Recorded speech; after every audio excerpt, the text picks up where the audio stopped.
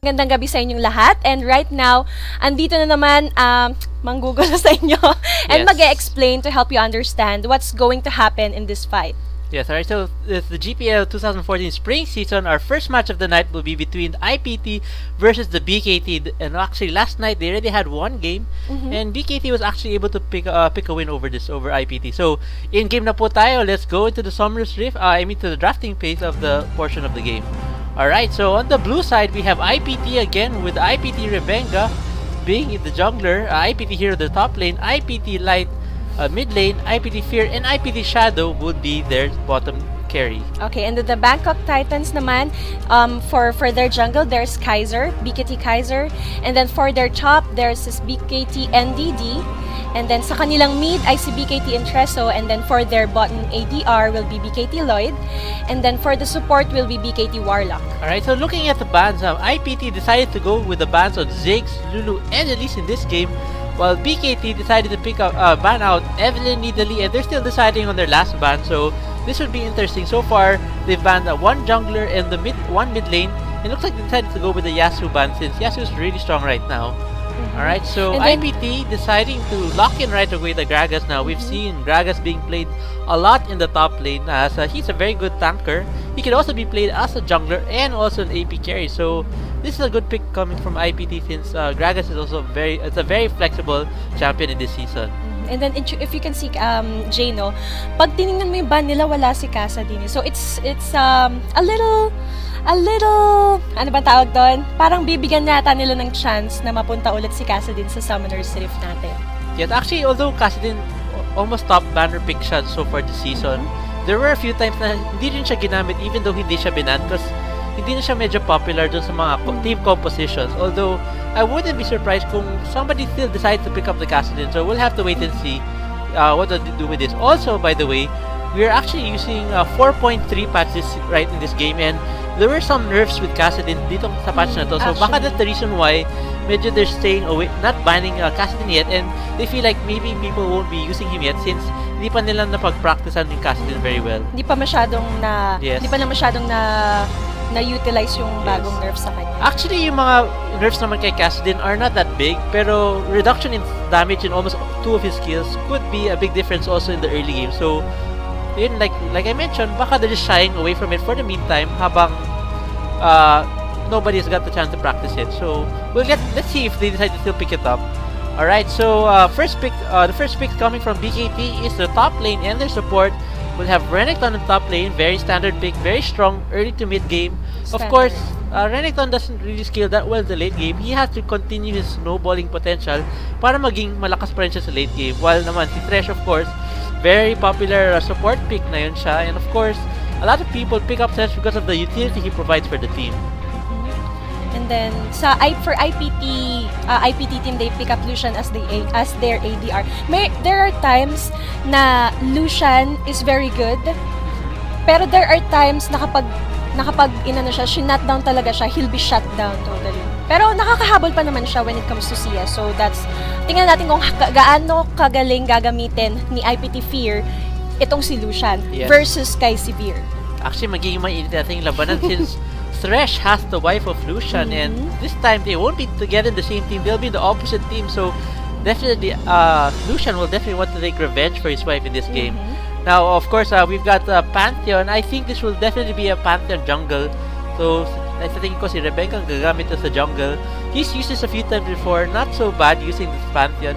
He's done pretty well with the Pantheon in his previous game. So let's see how it will work out for him in this game. Alright, so looking at BKT, they've actually picked up Sejuani I think this may be the first Sejuani this season, no? The jungle. So most likely jungler to Sejuani. She provides a lot of crowd control, utility, lots of slow. So this will be good, and very tanky champion naman tong Sejuani. So this is also another interesting pick coming from BKT. And now we can see IPT Shadow. Medyo winiweigh niya yung ano niya, winiweigh niya yung consequence siya pros. If she'll pick Shyvana in versus kay Renekton sa top eh. Yeah, so if ever mag-Shyvana si Hero dito sa game na to, it looks like Gragas will be played as an AP carry in this game. So mag-mid lane to si Gragas, while of course Pantheon will still be the jungler, I think, for this game. I don't think Pantheon, although he does well in the top lane, mas malakas siya na yun sa jungle right now. So that's the reason why a lot of people are picking up Pantheon as the jungler for the meantime. Alright, so let's take a look. BKT already actually locked in Severe, so a lot of speed provided for Sejuani and Renekton to dive into the composition of IPT.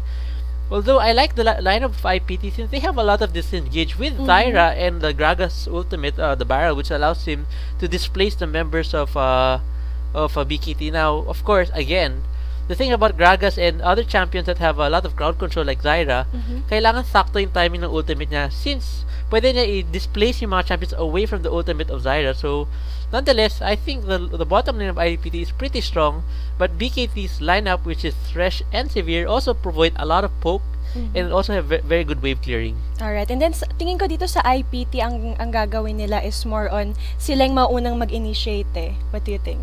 With the barrel from Gragas, tapos Skyfall and then SSD Zyra, tingin ko sila yung maunang mag-initiate. Magandang mag-initiate actually pagdating sa mga team fight pag ginamit mo yung Gragas, pero they also should think twice or calculate muna yung mga time para hindi masayang yung mga pag-i-initiate nila, and then at the end of the day baka mabaliktad yung laban, sila yung maubos eh. That's right. So both teams having very strong lane compositions, I mean also team fight compositions, but again BKT Intresso going for another assassin again. So it looks like Intresso really likes to pick up these mobile assassins, no? So obviously we're gonna expect Intresso to be roaming again, especially the mid lane laning phase of LeBlanc is not that strong. It's decent, but of course against most of the other mid lanes that are being used nowadays, hindi siya ganun kalakas in the mid lane. But in terms of roaming capability, definitely LeBlanc will be able to pick a lot, and I expect a lot of pressure, especially dun sa bottom lane ng IPT coming from BKT. And then tingin ko rin most likely i-shut down ulit nila si Lucian eh. Or if not Lucian, they're going to shut down Gragas, since we saw na napakadaming versatility na pwedeng gawin ito ni Gragas eh. Well, anyway, Light's using the Gragas in this game. Definitely, I expect him to be able to roam with against the LeBlanc's roam, because they both have good mobility. So definitely, I expect ganks coming from both these mid laners, either in the top lane, but more likely to happen in the bottom lane. And then, if you can also notice, last night, nung naglaban yung BKT tsaka IPT, they are the ones, if I'm not mistaken, sila yung gumagawa ng first move talaga eh. Tapos, right. Parang biglang, at the end of, siguro mga after 15 minutes on the game, nawala yung momentum, kumbaga. So, doon na nagtuloy-tuloy, mas naunang nag-initiate yung ibang kalaban, or yung enemy team, kaya tuloy siguro nawala na rin yung momentum, and they end up being defeated sa laro kahapon. Yes, that's right. So, looking at the lineups, while we're still waiting for the delay to finish countdowning, let's go ahead and take a look at the head-to-head match for this game. So, of course, it's Team Imperium Pro Team versus the Bangkok Titans. Now, of course, I'm not sure if Rebenga's actually gonna play top lane, but if it's still gonna be Hero, Hero, of course, is the regular top lane for IPT, and then of course the top lane of BKT is supposed to be a Kaiser. Well, okay. The head-to-head we have here is Hero versus Light. Now, Light, of course, is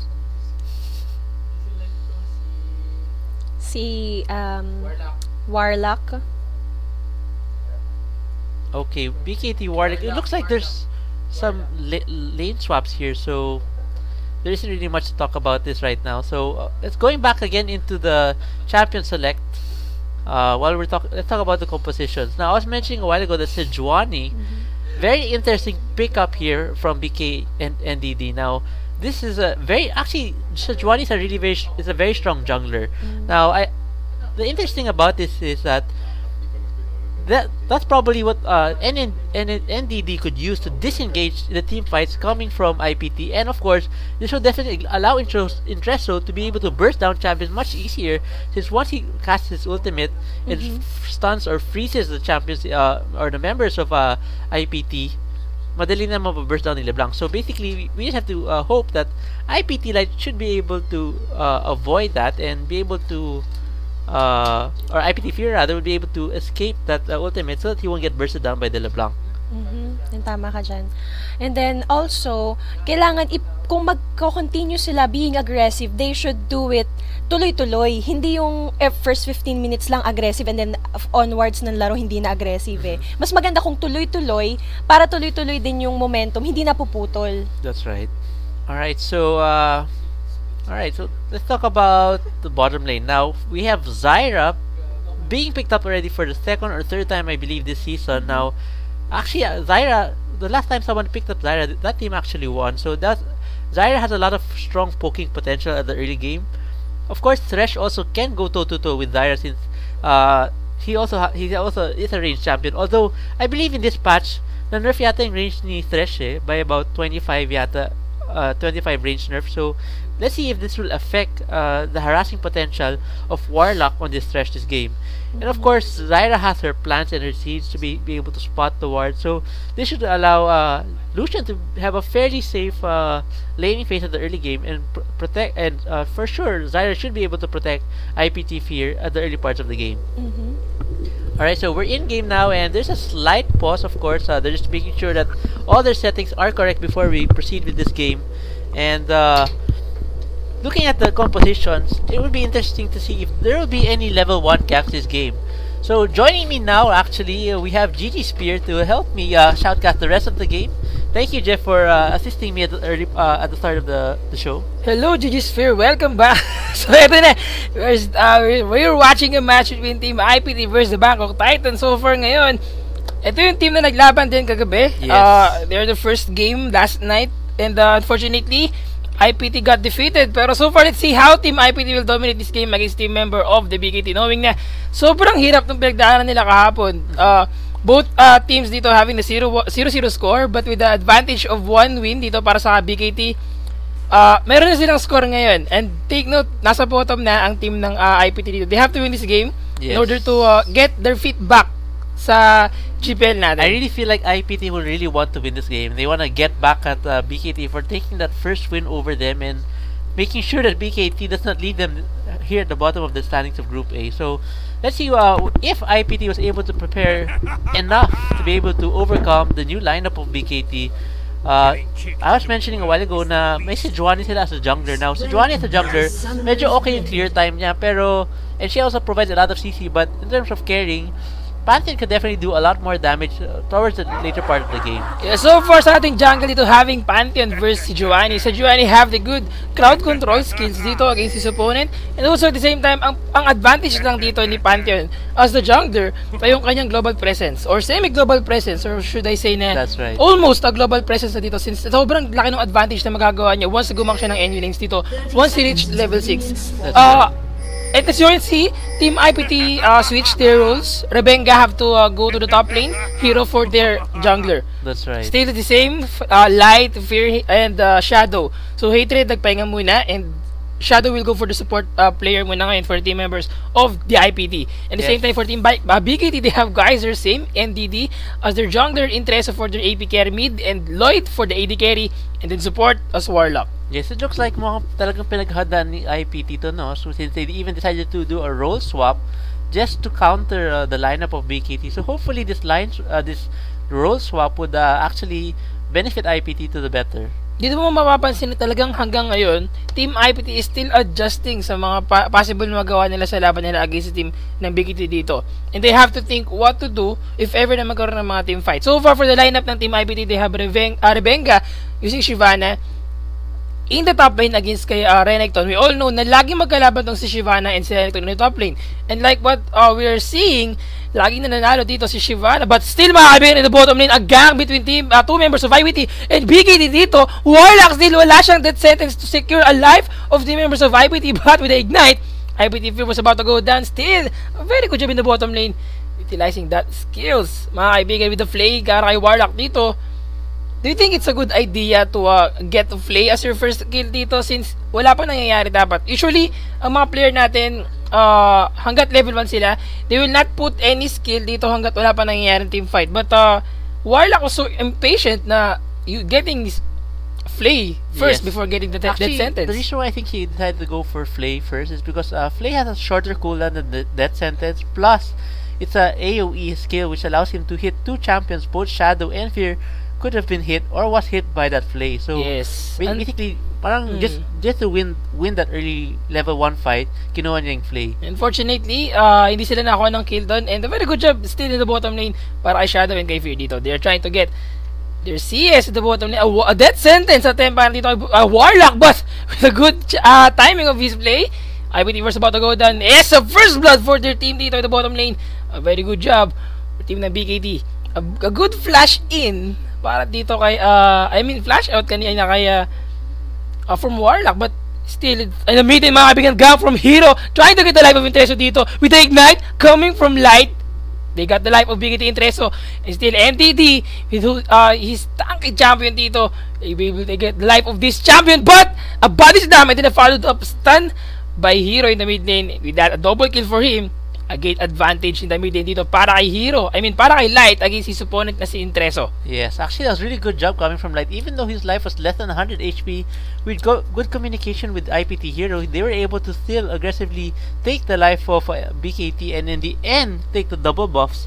So this will definitely give IPT Light an advantage in the early game. Yes, it was for 30-30 pa rin tayo mga kaibigan. 2-1 ang score natin in favor of Team IPT with the first blood coming from team members of BKT. Still, in the top lane natin mga kaibigan si Kaiser dito, and at the same time Rebenga as well. Rebenga goes down. It wasn't enough to get the life of Kaiser as well, and with that slice and dice combo dito in the top lane with the ignite as well, turret damage wasn't enough to help Rebenga to kill Kaiser. Yes, actually Kaiser getting really lucky there. Actually the last tick of ignite took the life of Rebenga, and I was surprised actually that the ignite just had enough damage to take him. So good job coming from BKT Kaiser. Although here in the mid lane, IPT Light rather, definitely gonna continue shoving this lane because he has the double buffs, and it'll be very dangerous for BKT Intreso to be very aggressive on IPT Light. So I expect BKT Intreso just waiting to hit level 6, and then probably he'll start roaming. Yes, over the mid lane, the poke damage galing kay Intreso dito with this ethereal chain.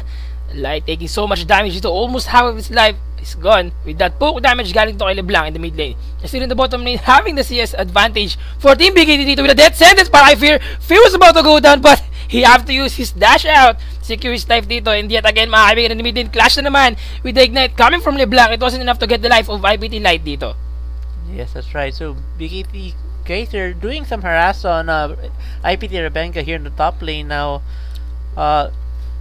Renekton and Shyvana. Actually, Shyvana should have the slight advantage over here, but BKT Kaiser got the level advantage over Rebenga, which allowed him to win that early one-on-one fight that they had a while ago. And because of that, now BKT Kaiser has the advantage over Rebenga until IPT Rebenga gets to pick up his reaches level 6 to pick up his dragon form. And with that item advantage para dito kay Kaiser, it will be very hard for Rebenga to sustain his team in the top lane.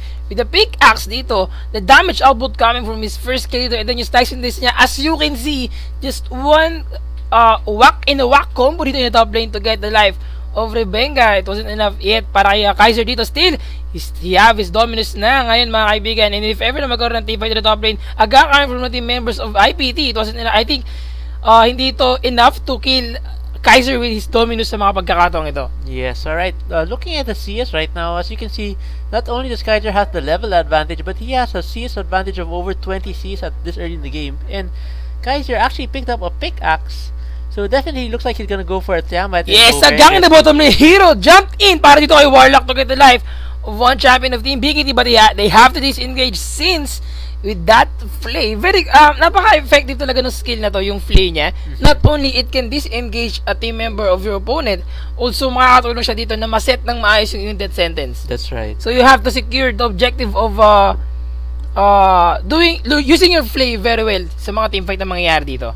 Yes, that's right. So Thresh right now being very dominant here in the bottom lane, setting up so many plays so far, and even though he was ganked by IPT Hero just a few minutes ago, with that excellent play like you mentioned, he was able to force members of IPT to back away and discontinue the chase. There you go, you see Entreso placing down a ward, protecting his jungles. As you can see, looks like ibibigay ni BKT Ndd rather, yung blue buff kay Entreso. So this should allow BKT Entreso on the LeBlanc to be more aggressive. Yes, of course, galing kay Fear dito to get the life of one champion of BKT in the bottom lane. BKT Lloyd have to disengage with the use of his spell shield for the next few seconds dito. Mukhang wala siyang magagamit dito ng spell shield to secure a one skill from team IPT. But so far, Shadow in the bottom lane and Fear with the rage advantage, also yung skill na kaya nilang ibigay against their opponent. Hindi nila ganun na nagagamit ng mabuti since Thresh is a very effective champion against his opponent. Kung mapansin mo, yung tankiness niya, once tumama dito yung grasping roots galing kay Shadow dito, it wasn't enough to give at least 1/4 damage against his opponent. That's right. Actually, as you can see, the supports are still actually picking up the Doran shield even with that nerf that they've implemented already. This is already the 4.3 patch. The nerfs actually aren't that big. It just basically they lowered the HP the Doran shield give and lowered the HP regen per second, which is now 6 per 5. Still pretty big if you ask me, but definitely a much needed nerf for this Doran shield. Yeah, so far with that nerf, actually gaya na sinabi natin last time, possible na magkaroon ng changes sa mga item build ng ating mga support ngayon. But since they're still picking the Doran shield dito, I think that is a good item choice. Since yes, may HP ka dito, the basic damage coming from the champions, also yung health, yung regen every 5 seconds dito, sobrang laki ng advantage against your opponent. So since Thresh also can you just use his death sentence dito and then initiate inside a Grand Skyfall mga kabin at the bottom ng death sentence para Shadow dito. They're trying to get the life of Warlock, but with that good SS galing kay Eddie dito, 2 members of team IPT was about to go down. Warlock, one more hit, and yet again 1-1 exchange in the bottom lane, and then Fear with the flash in galing kay Lloyd. A good pickup of double kill in the bottom lane. 3-4-1 exchange in favor of team ng BKT. Yes, actually it looks like IPT was planning this gank, but what they didn't realize was the members of BKT were also planning to gank the bottom lane. And since Pantheon already committed to the fight, BKT and Ndd was already waiting in the wings, and as soon as Pantheon fell, all Ndd had to do was throw out her ultimate and stun the 3 members of IPT, which allowed them to take 1 for 3 exchange there at the bottom lane. Mukhang eto na naman ang pressure na mangyayari sa team ng IPT dito, getting the first dragon for team ng BKT.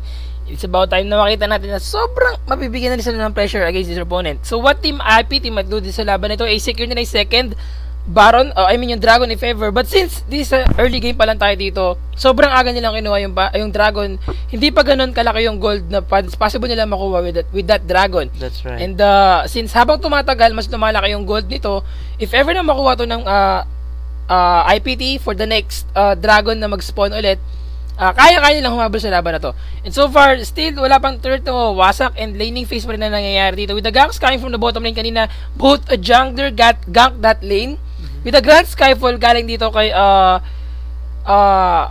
Pantheon kanina, kay Hero. A good communication coming from Team BKT dito. That's yes, right. The Grand Skyfall came in. Nakita nila na darating yung Grand Skyfall na yun. But, that sentence also from Warlock to get the life of Shadow dito. So, alam niya na mangyayari yung Grand Skyfall na yun. And alam din nila na makakapag-respond dito si Sejuani with his Dark Passage na binigay niya kanina, napabilis yung responde sa bottom lane. And with that, a good pickup of 3 champion from Team IPT dito. That's right. So looking at the gold right now, there's about something about 2.5 gold lead for BKT. As you can see, this gold is coming from the Dragon plus the CS advantage of the top lane and the AD carry of BKT on Severe. So looks like Severe with the 3 kills and the CS advantage she has over IPT Fear was able to already complete her Bloodthirster, and this will definitely give IPT Shadow and Fear a much harder time to deal with BKT Lloyd. Mukhang nahihirapan na sobra si Rebecca. Natabli mo kakaibigan, that sentence galing dito kay Warlock to get the life of one champion of IPT dito. But with that good items skill dito, with that mga kaibigan, it's a 1-1 exchange.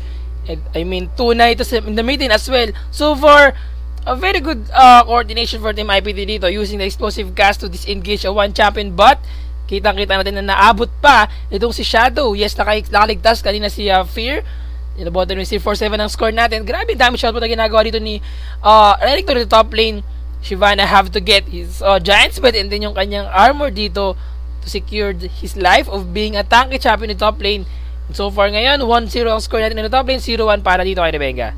Alright, another hook coming from Warlock. Excellent positioning for Warlock here to throw his death sentence and catching IPT Fear here. Although they were under the turn, decided not to continue that death sentence because definitely, even though they were able to take down IPT Fear, I feel like IPT Fear would have been able to take down at least one champion coming from BKT, so they feel like it would have been a good exchange. Yes, a grand Skyfall in the bottom lane. Bad drop mga kaibigan with the play. Will he be able to save himself mga kaibigan with a dark passage? But a good last hit with his third skill lead in the bottom lane. We got the life of Warlock and still mga kaibigan in the top lane. Rebenga and Light tried to kill Kaiser, but with his Dominus, a good flash out as well and slice and dice to secure his life. Alright, the two members of BKT chasing IPT here. They're spotting him on the ward, and with the follow-up coming from BK Intreso, taking down Pantheon's life here. Grabe mga kaibigan, Very binangga fast. ng malaking baboy Rambo dito si Hero, and with that they got the one kill in the mid lane dito, I mean in the jungle. Almost do sa kanilang Dragon dito, and with that 5-8 ang score natin in favor pa rin sa team members of the BKT. And so far ang ating goal difference almost 4K or 3K should I say na advantage pa rin ng team ng BKT ngayon. And I think in the top lane sobrang nape-pressure dito si Rebenga against his opponent kasi sobrang haras ang ginagawa ni Kaiser ngayon. As you can see, slice and dice and then first kill and then stun, paulit-ulit lang yung ginagawa dito. Rebenga can't do anything kahit pansin mo na halos malapit na siya kumuha dito ng Sunfire Cape. Yes. Right, so while the game's still a bit passive right now, I just like to share a little trivia. Now, for those Thresh players, if actually you have an opponent that's using with Nunu, and Nunu dies, you will get actually 2 spirits. While if there's a Sejuani who's on your opposing team, Thresh will only get 1 spirit. So that's a little bit of because of the board. I believe it doesn't give a spirit count. So that's a little bit of a trivia coming from those 2 champions. Yeah, so far in the bottom lane, almost enough to get the life of Shadow, but the damage output galing to kay Rebenga and Kaiser as well. Still mga kaibigan, both a champion in the top lane, walang mga SS dito, walang Dominus, walang Dragon Form. So if ever sino magkamali, siya ang matalo in the top lane. But yet they have to disengage. Play safe mga kaibigan, in a gank coming from Sejuani, I mean kay Ndd in the top lane. If ever naman death sentence mga kaibigan galing kay Warlock dito, almost enough to get the life of Fear. Almost half lang kanyang buhay dito nawala. And with that, a gang from Ndd to get the life of Light dito. They're trying to chase Light mga kaibigan.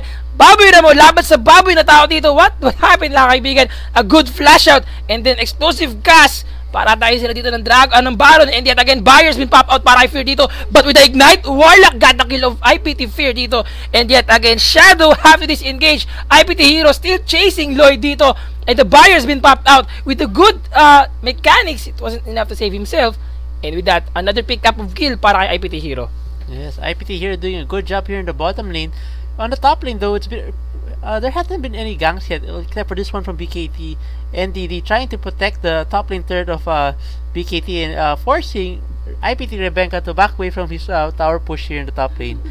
IPT Light now here in the mid lane facing off with LeBlanc. LeBlanc already has the built in the Deathfire gas. Yes, damage output coming from team members of BKT in the mid lane mga kaibigan. Agad Skyfall Mandra trying to chase BKT Intreso, but it's a little bit too late. Yes, actually a good yung sinabi mo kanina, tamang-tama yung sinabi mo dito yung having the Deathfire gas.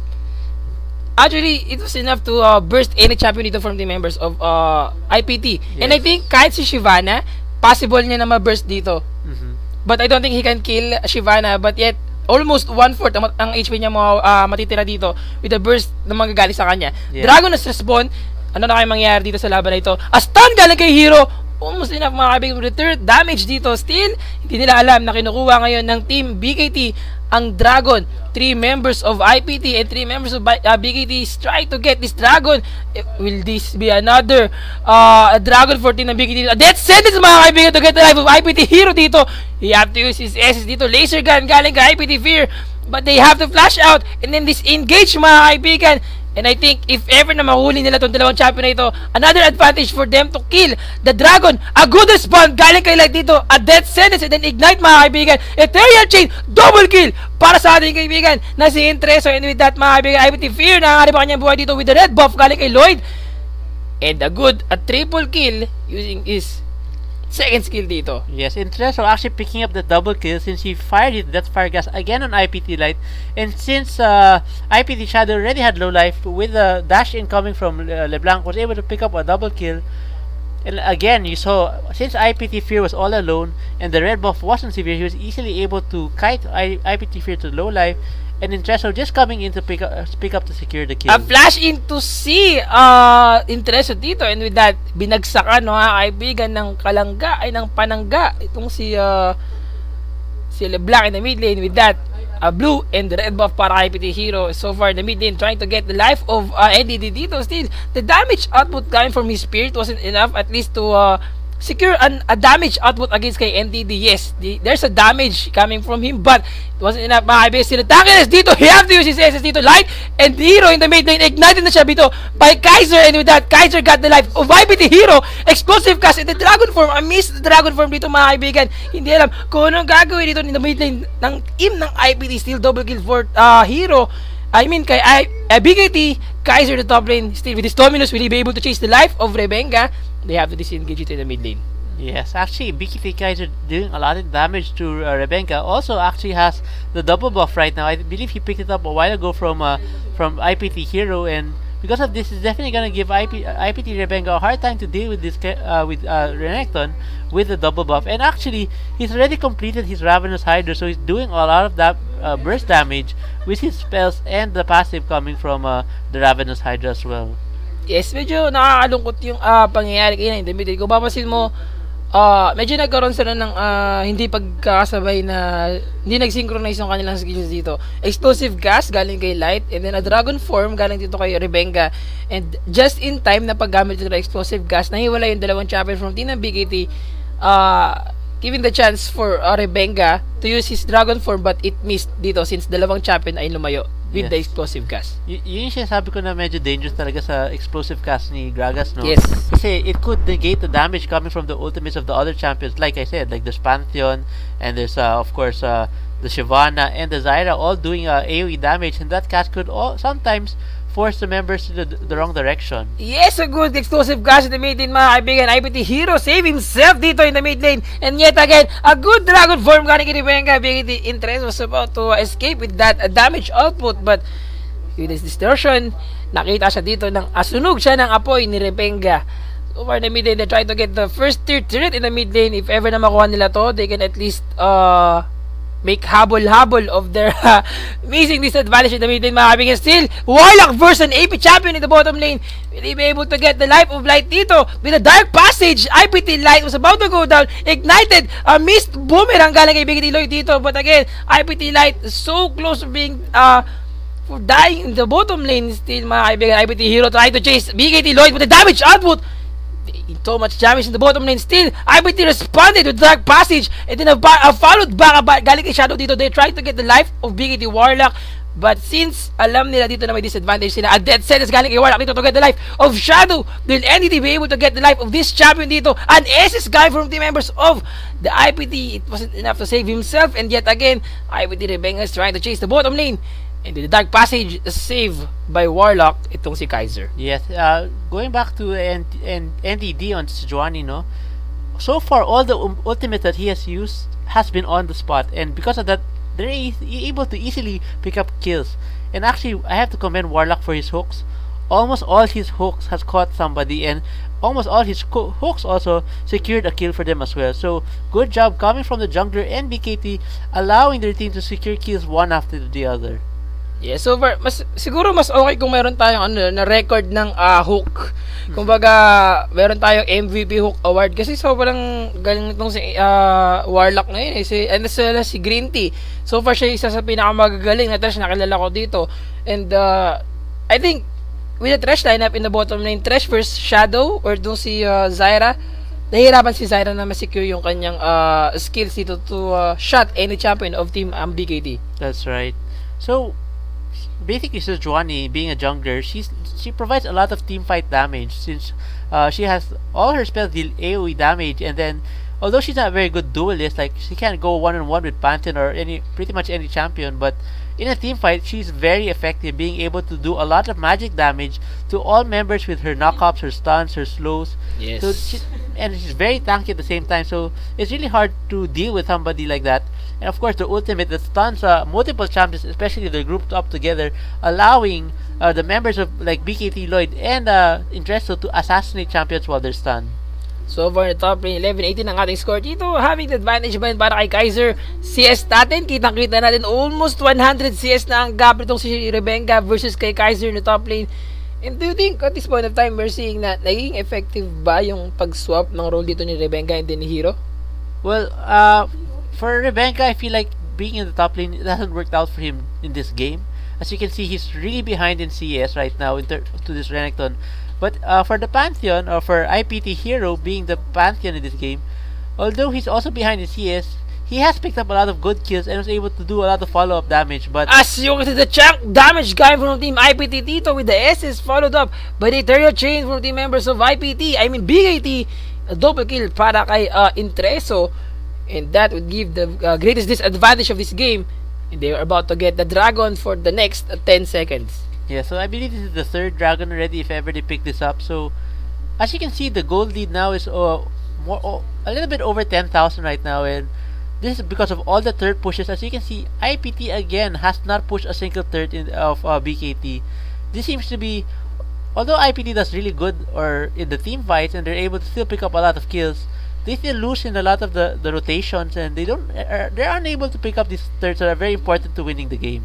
Yes, a good raid for Team BKT and IPT. One champion in the top lane has been caught. Itong si Kaiser. And sa bottom lane naman mga kaibigan, they got the life of Hero, and they're trying to get the secondary turret in the bottom lane dito since they have the AD carry. But mga kaibigan, AD carry dito na si Lloyd have to push in the mid lane to shove the minions dito. And I think with a 12-21 score, IPT have to do something sa mga nangyayari ngayon. Kailangan nilang bantayan yung objective nila with the map control na meron ng team ngayon ng BKT. Ang dapat nilang gawin ay magbantay ng kanilang mga turret, and as much as possible, if ever na magkaroon ng 3-man gang or 4-man gang dito or 5-man team for team ng BKT, they have to make sure na lahat sila ay nandun. A grand sky for the bottom lane with the Frey galing kay Warlock dito. Will he be able to get the life of any champion of team IPT dito? A good flash out guy from BKT Ndd in the bottom lane with that 3 champion of team IPT try to chase with that ancient coin. Yes, they have to disengage in the bottom lane dito. A good save from team ng BKT try to escape with that clash in the bottom lane. Yes, actually IPT wanting to chase that down, but they were afraid that Sejuani's ultimate may be up already, and if ever that if the ultimate of Sejuani is up, that fight could definitely turn around again in favor of BKT, so they decided not to continue the chase. So right now we have a slight pause, basically probably somebody may have been disconnected or there's something wrong with one of the devices, so we're just going to wait for them to fix that. Looking into this game now, though, Rebenga was already able to pick up the first third for IPT here in the top lane, split pushing the top lane without any response coming from BKT. But for BKT, I guess that was something they're willing to give up since they were trying to push the second to the last third of IPT here in the bottom lane. So let's see. As you can see, BKT now waiting here in the bushes, hoping that maybe somebody again from IPT might pass through this area. As we can see, IPT Fear may be in some trouble if he continues to push this lane, but decided not to wait a minute. Yes, mga kaibigan mo, may mangyayaring kamatayan dito in the bottom lane. Will he be able to get to save himself against the disabled team members of BKT? Yes, they have to disengage using their recall. And with that, mukhang magkakaroon ng chance ngayon ang team ng IPT to at least get the advantage of farming their lanes. So far, ang ating score ay 12-21 with the 16 or 11 goal advantage, almost 11 goal advantage dito in favor pa rin sa team ng BKT, and tuloy-tuloy pa rin ang ating laban dito. And I think it's kind of unusual na makita natin na isang Renekton or ito si Kaiser na top lane getting a pure damage items dito. So one thing is for sure, he get those items because alam niya na mayroon silang malaking advantage against their opponent. Malaki yung lamang nila, And hindi, at least kahit wala siyang tanky items dito, hindi siya mapitas ng kahit sinong champion from team ng IPT. And also, like, I think this is really because of the Sejuani as well. Because once the Sejuani puts out the ultimate, Kaiser doesn't need to tank. Basically, he thinks that his ultimate will be enough to give him enough HP to tank whatever damage he may receive. And basically, he just wants to deal as much as damage as he can to the rest of the members of IPT while they're all stunned or frozen by the ultimate of Sejuani. Right here, we see BKT Intresso spotting a pink ward of IPT, just clearing it out, picking up another 30 gold.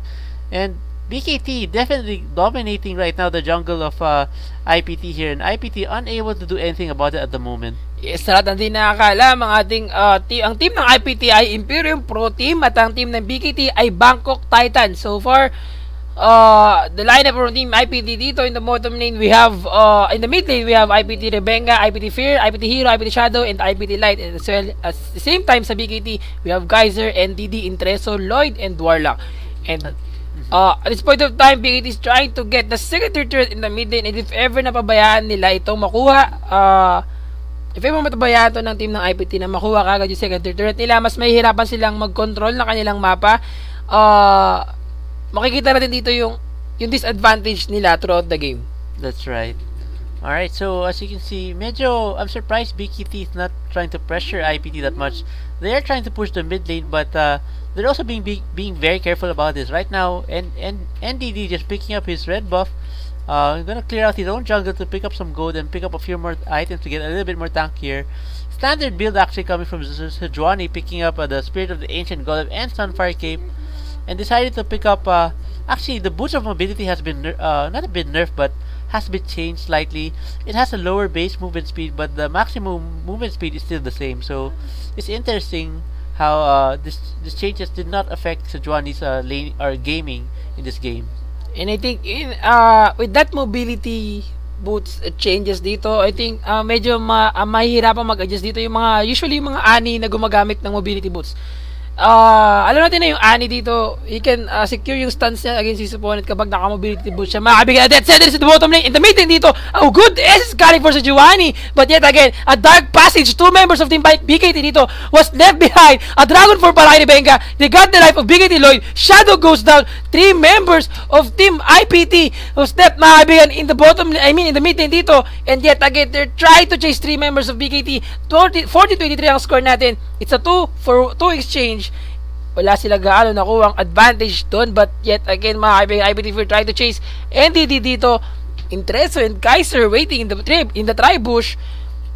Alam mo, Jay, that burst damage coming from LeBlanc sa mga clash na nangyari dito ay sobrang hirap for team ng IPT na tangkihin. That's right. As you can see, with that death sentence galing kay Warlock, and then a followed of Dark Passage para mabuhay, para makuha si Lloyd dito. Two champion from team ng BKT kanina nagpumilit pumasok against 5 champion of team ng IPT. That's and right. dahil doon nakuha yung buhay nila dito. And the next few seconds, nakuha din nila yung buhay of 2 members of team ng IPT. Yes, here we see IPT Rebenga pushing again, or split pushing again, the bottom lane right now, picking up the third. Good job coming from IPT Rebenga, but looks like he may be in a little bit of trouble here, as you can see. Trying to escape there using his dragon form, but this looks like he'll be taken down without much trouble, as Severe already now is way ahead of IPT Fear right now. As you can see, he's already completed the Bloodthirster, Last Whisper, and the Phantom Dancer, and actually picked up already Negatron Cloak, which he's already upgraded to protect himself from the magic damage coming from the Gragas. This is the third dragon of this match mga kaibigan for team ng BKT. At wala pa rin nakukuha ngayon ang team ng IPT sa mga dragon kanina pa. And ngayon, still at 40-24 ang ating score dito. Almost 10 score advantage for team ng BKT. And as you can see sa gold advantage, gold difference natin, almost 14k. So yes, very good performance coming from team ng BKT dito. Mga kaibigan, with the SS guy dito kay IPT Phil, with his Dominus, he saved himself. A very good job para dito kay Kaiser, and a Dark Passage to save their team member. BKT trying to steal the blue buff. Smite coming from Ndd again and stealing the blue buff of IPT. So definitely BKT on the driver's seat right now, controlling the jungle of IPT. Intereso using his full combo, but almost misses. there, mga kaibigan. A miss ethereal chain dito. A miscalculation, mga kaibigan, para dito kay LeBlanc. But mga kaibigan, Rebecca nakanipan niya, body wheels, no kami kay Ndd. You will be able to get the life of Rebecca. A death sentence, but the range wasn't enough. And yet again, a good explosive cast to get the life of Ndd dito. And with that dark passage, you have to use his SS to disengage. I mean, to disable the team members of the IPT here in the top lane. And yet again, second, third turret still standing in the top lane dito. The score pa rin at 40-24. Yes, I'm really impressed with the Ndd on this Sejuani, right? Look at this score, 2, 3, 15. 15 assists and 2 kills. So that's about 17 participation in terms of a team fight. Now, that'll be roughly about 60+% in terms of participation. And those ultimates that he's throwing out is definitely being able to secure kills or save the members of BKT in those team fights.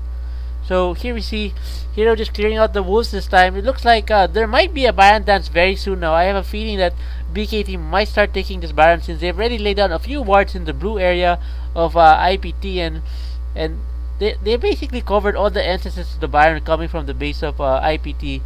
Kater trying to split push here in the top lane, but Rebecca and Hero still there in the top lane defending and forcing Kater to back away.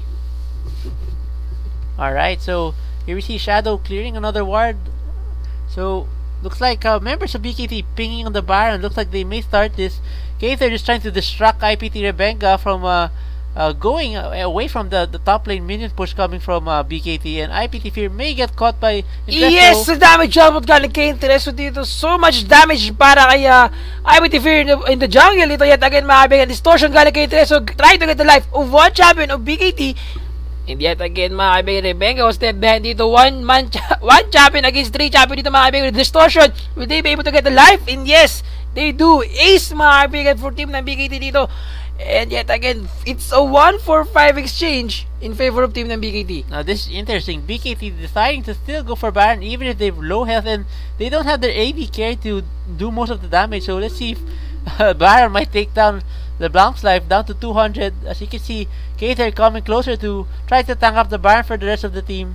A good call from Kater. If not, Baron might actually take a few members of BK down with him before he goes. Maswerte sila, hindi gaanong nagluluwa ng kamandag itong si Baron. If ever na nalason sila dun, kayang-kayang ma-ace tong team members of BKT with that Baron team fight, Baron fight dito. And yet again, 15-29 ang ating score in favor para sa team ng BKT. At ang ating gold advantage ay napakalaki, mga kaibigan. Almost around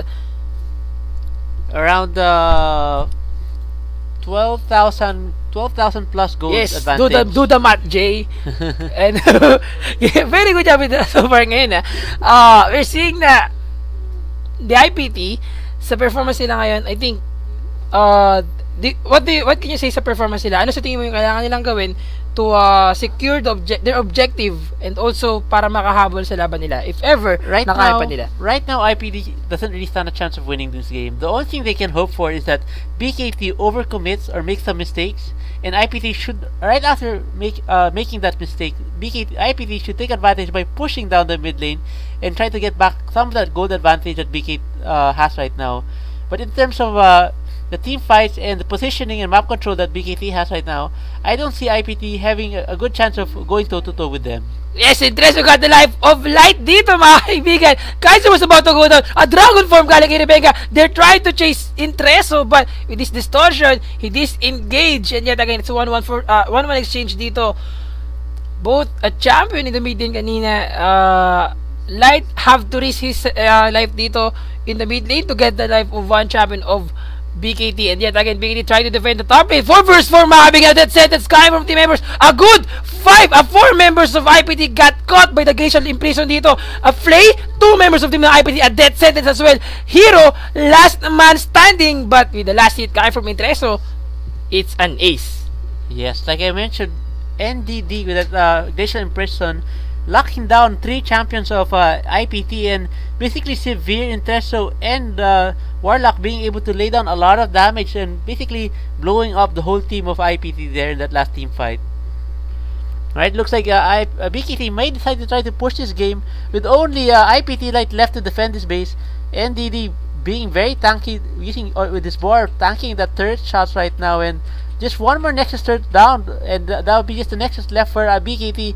I don't think IPT will be able to spawn in time to stop this 4-man push coming from BKT. Yes, explosive gas trying to stop them from pushing the Nexus, but hindi titinag ang team ng BKT dito. A very good job for team ng BKT trying to, sa IPT, trying to win this game, but it wasn't enough, mga kaibigan. Still, BKT doing a very good job in this match. Congratulations for winning the game against team ng IPT. So far, ito ang match stats natin. Let's see kung ano yung naging problema nila throughout the game. Alright, so looking at the lineup, looking at BKT, as we can see, LeBlanc 16-3-0. So basically, although Intereso didn't have much assistance in the team fights, every time he went in, he basically assassinated the members. And as you can see, he's completed the 3 biggest items in the game. For AP items in the game, rather. Rabadon's Death Cap, Death Firegrass, and the Zonya's Hourglass. All of these 3 items are built out of the needlessly large rod. Now, those 3 items alone already provide him close to 600 ability power, plus the ability and roots coming from and the Doran String, of course, allowing him to basically burst down any champions with the full combo. I believe even the Rebenga and the Shyvana could not survive that full combo if LeBlanc was able to connect all his skills.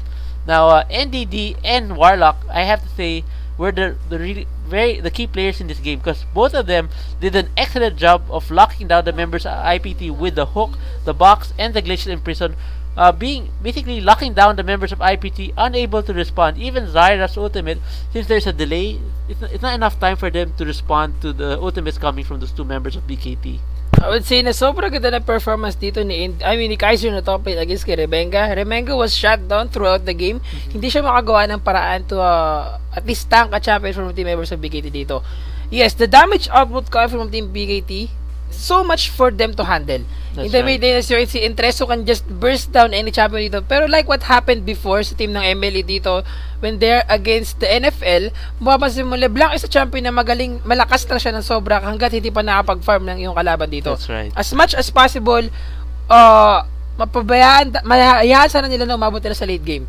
At kung nagawa nila na makaipon at least a Spirit Visage, a Banshee's Veil, a Guardian Angel, I think that could dominate this game if ever against the team ng BKT. Yes. But since BKT rushing this game to end as much as possible against their opponent, a very good play for them winning this game. Again, good job for team ng BKT. Congratulations! You're watching the Garena Premier League 2014 Spring Season. I am GG Sphere. And I'm Jay. So meron pa tayong laban maya-maya lamang. Stay tuned lang kayo, mga kaibigan. Thank you very much for watching. Kita-kits tayo ulit.